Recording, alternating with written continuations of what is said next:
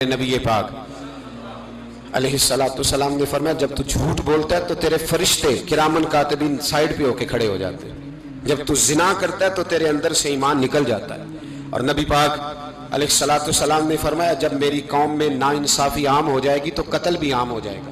اور سن لو لکھ لینا یہ حدیث دل کی تختی پر، نبی پاک علیہ السلام نے فرمایا جب میری قوم میں بے حیائی اور بدکاری عام ہو جائے گی تو دو سزائیں اللہ دے گا، ایک تو جوان موتیں آئیں گی،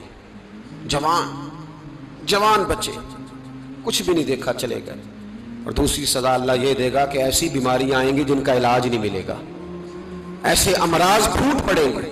اگرچہ میں آپ کو ایسی تقریر بھی سنا سکتا تھا جس پہ آپ بہت زیادہ محظوظ ہوتے، پر میں نے اس جمعے میں ایسا موضوع چنا ہے جس کا ہمیں خاص ضرورت ہے۔ بھائی دیکھیں تو صحیح کہیں ایسا تو نہیں کہ ہم ان عیبوں میں مبتلا ہیں۔ میرے نبی کریم علیہ السلام نے فرمایا جب تم نیکی کا حکم دینا اور برائی سے منع کرنا چھوڑ دو گے پھر اللہ تم پر ظالم حکمران مسلط کرے گا۔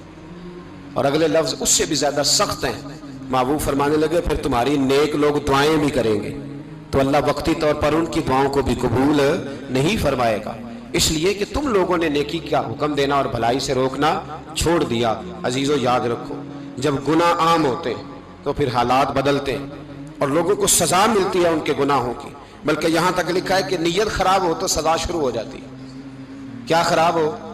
بولیے گا۔ نیت بھی خراب ہو تو سزا۔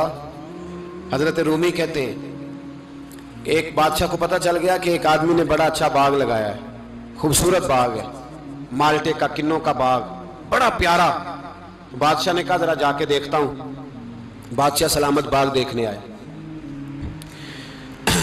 تو اب وہ مزدور آدمی تھا، عام آدمی تھا جس نے باغ لگایا، کسان تھا، اس کو کہا کہ چند کنوں توڑ کے لایا تو بڑے پیارے لگے، ایک دو اور لایا، کھائے، بڑے میٹھے، بڑے پیارے، بڑے توانا، بڑا مزہ آیا۔ تو بادشاہ کے دل میں خیال آیا کہ اس پہ قبضہ نہ کر لوں باغ پہ۔ ہمارے یہاں نا کرائے پہ دکان دیتا نا مالک، تو جب کسی غریب کی چل جاتی ہے کہتا ہے تو خالی کر، میں نے خود ڈالنی ہے، چل گئی نا اس کی۔